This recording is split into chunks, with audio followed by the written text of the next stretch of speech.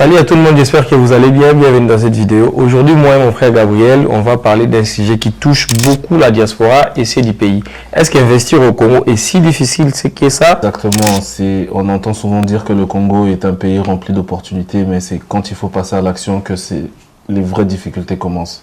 Exactement. Moi, je pense que beaucoup de gens parlent justement d'investir au Congo, mais très peu passent à l'action parce que dit à beaucoup des expériences mauvaises, beaucoup envoient de l'argent. Si vous regardez cette vidéo, peut-être que vous êtes dans ces cas-là. Donc, restez branchés. On va essayer d'analyser pourquoi on échoue souvent quand on essaie d'investir au Congo et comment on pourrait faire justement pour essayer de réussir. Parce que si d'autres réussissent, des étrangers réussissent au Congo, pourquoi pas nous? Donc, restez vraiment branchés, c'est parti pour la vidéo. Premièrement, dans cette vidéo, on va voir pourquoi ce sujet est si important. Deuxièmement, on va voir les obstacles et les réalités qui bloquent les gens de la diaspora ou même les gens du pays. Et troisièmement, on va voir comment on peut changer les choses. Et puis quatrièmement, on va donner nos expériences personnelles. Et si vous avez aussi des expériences similaires, n'hésitez pas à mettre dans les commentaires ou à nous contacter pour qu'on fasse une vidéo tranquille comme ça. On partage nos avis, ça fait toujours plaisir.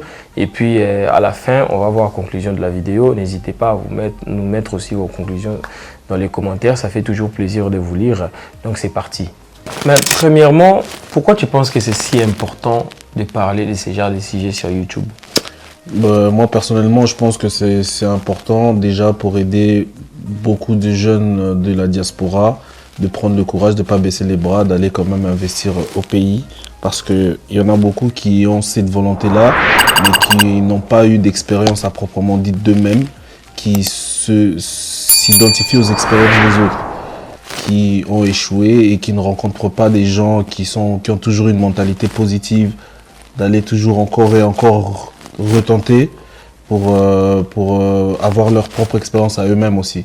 Donc c'est toujours bien de faire des vidéos comme ça ça leur montre qu'ils ne sont pas eux-mêmes dans ces cheminements-là, dans ces chemins-là, qu'il y a des jeunes aussi comme eux qui ont échoué mais qui n'arrêtent pas, qui continuent à persévérer. Ouais. Donc c'est vraiment, comme Gabriel l'a dit, c'est quand même très important aussi de faire son expérience. Parce qu'ici, nous, on va vous raconter aussi nos expériences et essayer aussi de vous éviter de faire les mêmes erreurs. Comme ça, vous partez faire vos expériences en étant plus ou moins déjà bien informé, préparé pour la suite. Donc, je pense que c'est quand même important de parler de ce genre de sujets. On ne va jamais arrêter de parler de ça parce qu'on veut que notre pays évolue. On veut que les Congolais aussi commencent à parler très haut sur des entrepreneurs. Parce que c'est bien, il y a notre musique, on est bon à la danse, mais pas que ça. Il y a beaucoup d'autres choses qu'on peut mettre à l'avant. C'est pour ça, moi, je trouve que c'est très important aussi de faire ce genre de vidéos. Donc, voilà.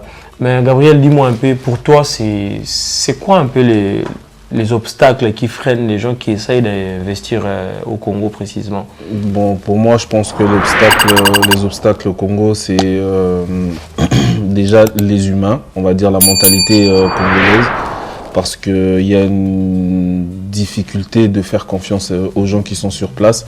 Et aussi, on va pas se mentir, la politique, tout ce qui est démarches administratives et tout ce qui touche à ton secteur, on va dire, administrativement parlant, c'est un peu compliqué parce qu'on ne sait pas quel papier aller chercher, tu vas dans tous les organismes, eux tous ils se renvoient la balle, tu ne sais pas ce que tu dois faire. Tu vois, c'est un peu compliqué parce qu'il n'y a rien vraiment qui est structuré comme un peu partout dans le monde, quoi, on va dire. Ouais, sur ce point-là, moi je pense que tu as quand même raison sur le point administratif parce que moi-même j'ai été un peu témoin de ça. J'ai essayé de créer mon entreprise au Congo. Et beaucoup de gens ils me demandaient des papiers ça, papiers ci. Pourtant, j'ai essayé d'aller au guichet unique qu'on m'avait recommandé pour avoir mon numéro d'entreprise. Mais ce n'était pas assez clair. Mais on m'a dit qu'il faut trouver des professionnels. Mais le problème, c'est qu'ici, par exemple, en Europe, quand on veut investir, on va directement dans des endroits spécifiques qui ont été créés pour. Exactement. Le problème, c'est qu'à Kin, au Congo, un peu partout, on te renvoie toujours, comme tu as dit, celui-là te renvoie là-bas, des papiers ci, des papiers là. Et puis on peut te dire, ouais, c'est créé. Et puis au final, on va encore venir dérangé, quoi. Comme une maman, j'ai déjà interviewé à Kinshasa qui m'avait dit qu'ils ont reçu les papiers de la commune. Et puis ensuite, quand on a commencé à casser ce qu'on fait un peu ces derniers temps, on a cassé son truc, pourtant elle était en règle et c'est normal. Donc, je pense que c'est un peu aussi flou sur ce côté-là. Ça serait aussi bien qu'on voit vraiment le gouvernement essaye vraiment de faciliter un peu les choses. C'est vrai que le gouvernement ne peut pas tout faire, je suis d'accord. Mais ils peuvent quand même aussi nous faciliter un peu sécuriser les choses, les entrepreneurs qui viennent investir, sécuriser tout ce secteur-là. Parce qu'en fait, le développement du Congo va venir par sa jeunesse, quoi. Voilà. C'est les entrepreneurs qui viennent, qui investissent, qui donnent de l'emploi aux jeunes qui sont sur place. Et ça va permettre au Congo de se développer. C'est pas seulement tous les investissements des étrangers. C'est un peu comme le président, il avait dit qu'il allait créer beaucoup d'emplois. Ensuite, lui-même, il s'est rendu compte qu'en fait, ce n'était pas vraiment les présidents qui créaient d'emplois. Beaucoup de gens les détestent de l'avoir dit que ce n'est pas l'État qui donne des emplois. Moi, je pense qu'il faut plutôt les blâmer parce qu'il a dit qu'il allait donner d'emplois. Mais après, il a compris, il a dit que c'est à nous de créer des emplois, mais il faut aussi nous faciliter la vie parce qu'il y a beaucoup d'obstacles. Par exemple, comme tu as dit, les emails, la mentalité. Parce que beaucoup de gens, ils ne savent pas que quand on envoie l'argent à Kinshasa, quand on envoie la diaspora, quand votre frère, sœur, mère vous envoie l'argent au Congo, et croyez-moi, la personne a travailler difficilement. La personne peut-être est ménagère, la personne est peut-être travaille dans des endroits pas super terribles parce qu'il faut savoir qu'on ne vous dit peut-être pas la vérité, mais en Europe, on ne fait pas des travails énormes. Certes, il y a beaucoup de gens qui travaillent, même s'ils travaillent, mais on sait qu'on gagne, tout va un peu dans les dépenses. Dans les dépenses quotidiennes, quoi.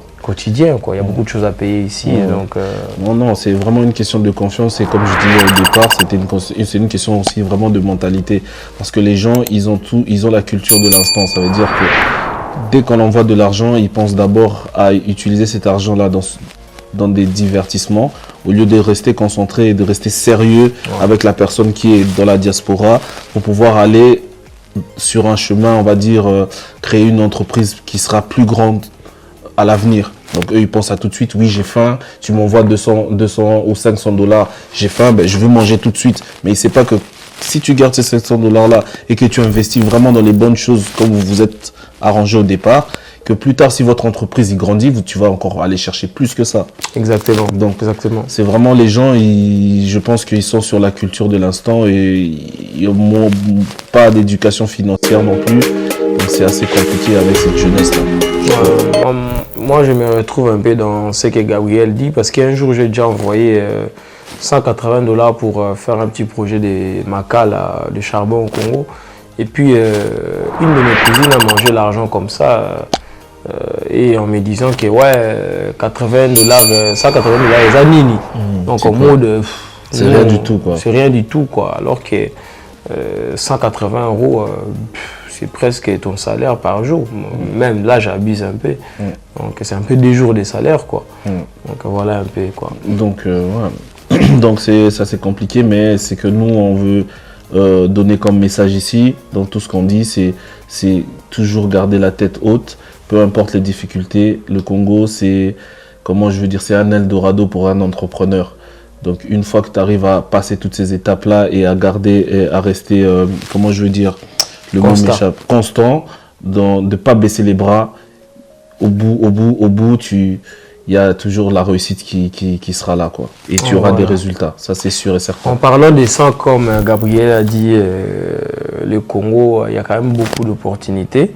Maintenant, on va essayer de voir un peu les opportunités. Donc, pour toi, quelles sont les opportunités, par exemple, pour quelqu'un qui est congolais, ou soit quelqu'un de la diaspora qui est né ici, par exemple, a envie d'investir? Donc, quoi, par exemple, tu pourrais conseiller de commencer? Moi, personnellement, dans un secteur précis où je pourrais le demander de commencer, c'est déjà s'il y a beaucoup de secteurs parce que le Congo est un chantier à ciel ouvert, mais en vrai de vrai, je pense que je pourrais le conseiller dans l'immobilier. Ok. Quand je dis l'immobilier, c'est pas l'immobilier, j'achète une maison, j'achète un terrain, je construis, j'ai fait des appartements, je fais louer par mois. C'est pas que ça. Ça, c'est ce qu'on nous a toujours appris depuis la nuit des temps. Mais le monde évolue, les choses changent et il y a beaucoup plus d'opportunités dans l'immobilier. L'immobilier, c'est un secteur, mais il y a beaucoup de branches dans l'immobilier. Dites-moi si vous voulez en savoir plus, ça sera vraiment un sujet à part, on va en parler dans une vidéo, d'autres opportunités qu'on peut avoir dans l'immobilier, pas qu'acheter, on peut aussi louer et faire de l'immobilier. Ça, on en parlera un peu plus. Dites-moi si vous êtes intéressé, ça fera peut-être des sujets d'une prochaine vidéo.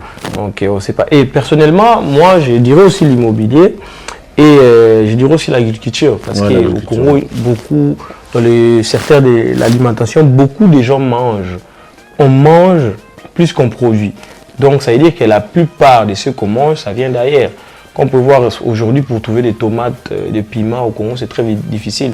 Moi, pour te dire que ma grand-mère va voyager bientôt, dans ses bagages, elle met du piment, elle met des tomates. C'est pas normal. Non, c'est pas elle vient d'Europe, elle veut ramener du piment et des tomates à Kinshasa. C'est pas normal. Moi, je me disais, mais mamie, t'abuses un peu.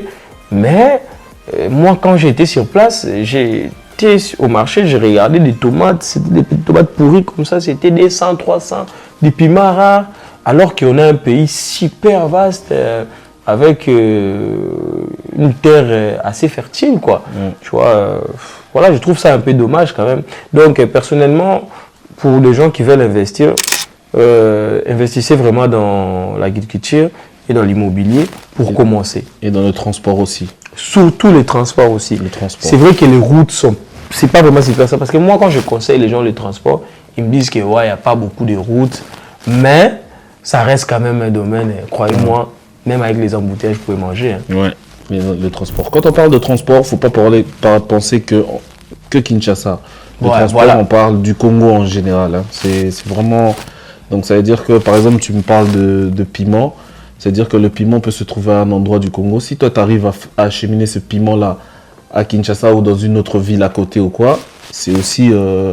très intéressant. Très intéressant. Parce que le Congo n'est pas que Kinshasa. Hein. C'est vrai que les Kinois, beaucoup de gens pensent qu'il y a Kinshasa, mais c'est vrai qu'il y a beaucoup d'autres secteurs où vraiment il fait bon vivre, on peut investir. Donc, essayons d'élargir un peu notre point de vue et ça serait bien. Par exemple, des Lubumbashi, il y a beaucoup de gens qui se font de l'argent à Kolwezi, des trucs comme ça. Beaucoup de gens pensent seulement aux minerais, des trucs comme ça, mais il y a beaucoup d'autres business qu'on peut marcher. À Kolwezi, les gens ils mangent. Lubumbashi, les gens ils mangent. Voilà. À part les minerais, mais il y a des gens qui mangent, il y a des gens qui s'habillent, il y a des gens... Donc c'est vraiment... Et les gens, souvent, ils ont une image biaisée de ces coins-là parce qu'ils pensent que comme c'est Lubumbashi, c'est que c'est le village ou quoi, alors que ça n'a rien à voir. Tu arrives là sur place, c'est énorme. C'est énorme, c'est même plus beau des fois des endroits que Kinshasa, on va dire. Oui, il y a des coins de Lubumbashi, on va mettre les images, vous allez voir, franchement, c'est très beau. Kinshasa même, Goma, jusqu'ici, Goma, c'est vrai que maintenant, Goma, c'est un peu instable. Mais on dit que Goma, c'est la ville la plus propre du Congo, quoi. Ouais. Donc ça, c'est très intéressant.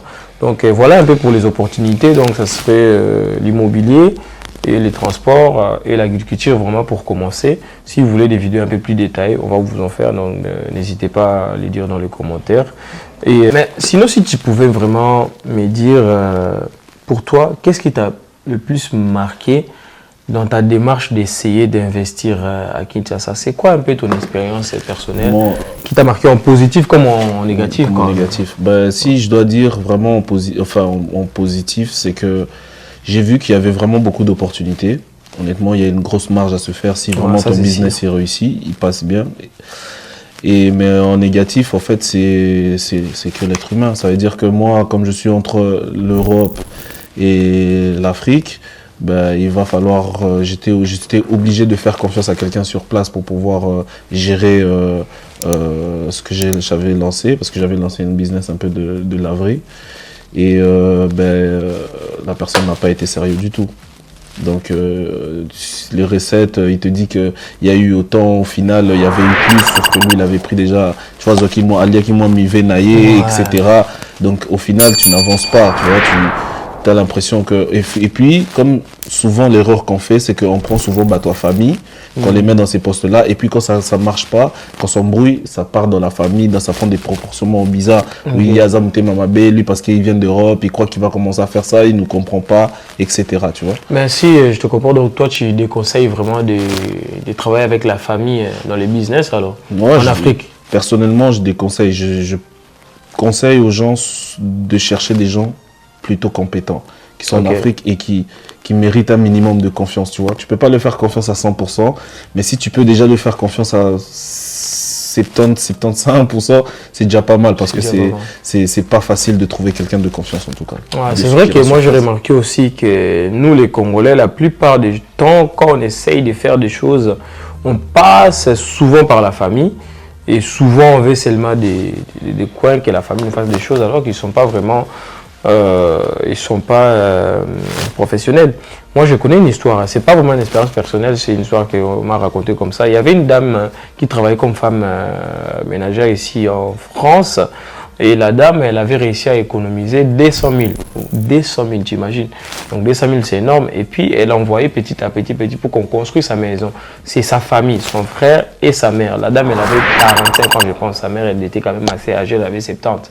Donc, c'est sa mère qui gérait un peu le truc et son frère. Donc, ils ont commencé à construire la maison. On l'a envoyé des images, carrément, on a envoyé des images de construction, elle l'a envoyé. Et puis un jour, elle a finalement décidé de descendre à Kinshasa, comme les travaux étaient quand même bien avancés.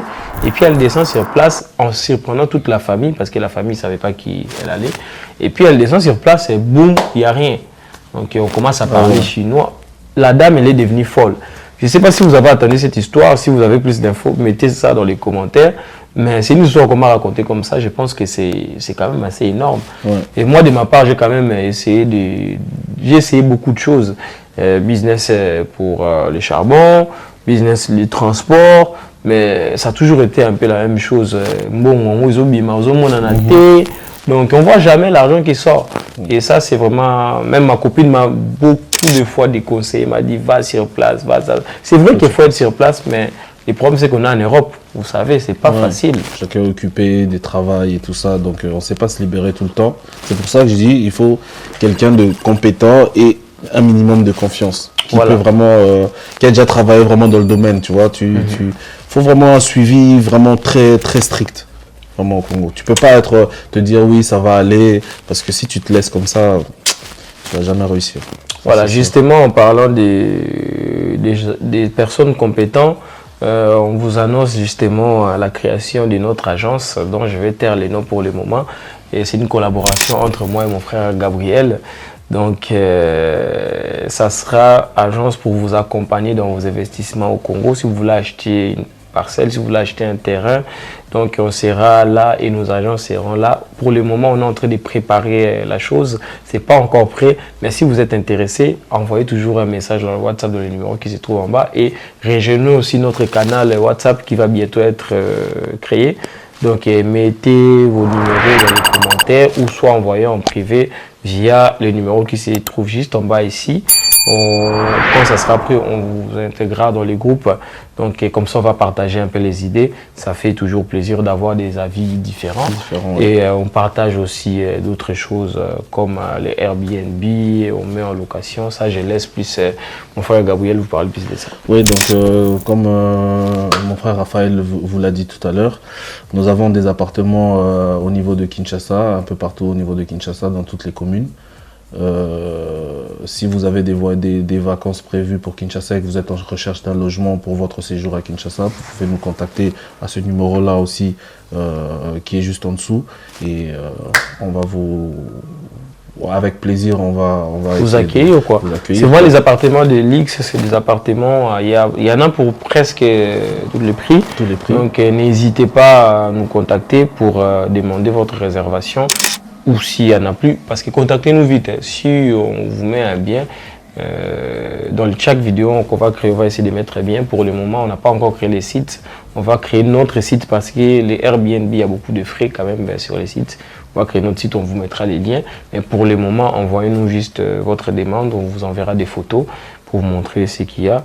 Et pour vos mariages, anniversaires, on propose aussi des services des vidéastes. Donc n'hésitez pas aussi à contacter. C'est toujours le même numéro. Vous nous contactez, vous dites ce que vous voulez.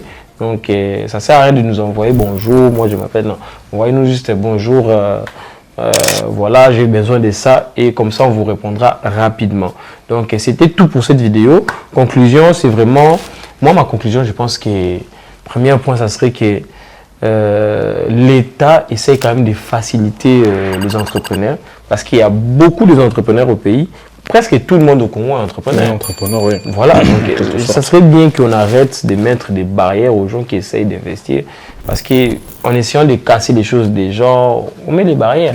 Personnellement, moi je pense que l'État doit vraiment être sérieux sur ces domaines-là, comme on peut voir dans des Burkina Faso, Abidjan, Lomé, tu vois. Justement, là on pensait faire un truc au Burkina avec Gabriel. On est en train de voir parce qu'on voit que là-bas ça marche, il y a beaucoup de gens, il y a beaucoup d'histoires qui se passent, mais chez nous c'est très rarement quand même. C'est vrai qu'il y en a, moi et mon frère on essaie de faire la même chose, mais c'est pas facile. Le gouvernement doit vraiment essayer de ne pas mettre les barrières aux gens, de ne pas vouloir manger trop vite. Comme tu dis, le comportement de la population, c'est presque exactement la même chose. Le gouvernement, tu crées un truc, on veut directement manger. Attends d'abord que ça puisse donner les emplois aussi. Ça puisse, voilà quoi, moi c'est un peu ça ma conclusion. Et niveau nos familles qui puissent vraiment essayer aussi d'être concentrés, qui savent que si quelqu'un de la diaspora vous envoie l'argent, dites-vous que c'est vraiment très important pour la personne. Si la personne vous envoie son argent, alors qu'en Europe ici, personne ne donne de l'argent à quelqu'un. Si on vous envoie de l'argent, ça veut dire que la personne est vraiment très motivée à faire quelque chose. Et la plupart du temps, on teste souvent, on envoie ça au pouvoir, c'est que ça va se passer. Pour voir un peu ce qui va se passer, voilà. Donc pour moi, ma conclusion, elle est juste que, voilà, si vous avez l'envie d'aller investir au Congo, d'aller faire, vraiment, vous voyez dans quelques années, avoir des business au Congo, d'y en vivre, ne baissez pas les bras, peu importe les obstacles, continuez, persévérer et ça va finir par marcher. Voilà, c'était tout pour cette vidéo. Donc, on vous a donné nos avis, on vous a donné nos expériences personnelles, on vous a montré les obstacles et on vous a donné aussi des opportunités, donc quoi investir. Et on vous a donné notre conclusion. Donc, n'hésitez pas à vous abonner à la chaîne. Ici, on va parler souvent de l'investissement en Afrique, précisément au Congo, mais on va essayer aussi d'aller partout. Donc, on va vraiment vous montrer. Là, on se lance avec mon frère Gabriel dans une aventure très intéressante. Donc, n'hésitez pas à rester branché, clocher la cloche de notification et mettez un pouce bleu sur la vidéo pour nous montrer que ce qu'on fait vous intéresse et on essaiera aussi d'adapter selon vos commentaires. Donc c'est Gabriel et Raph, n'hésitez pas à vous abonner dans une prochaine vidéo. À la prochaine.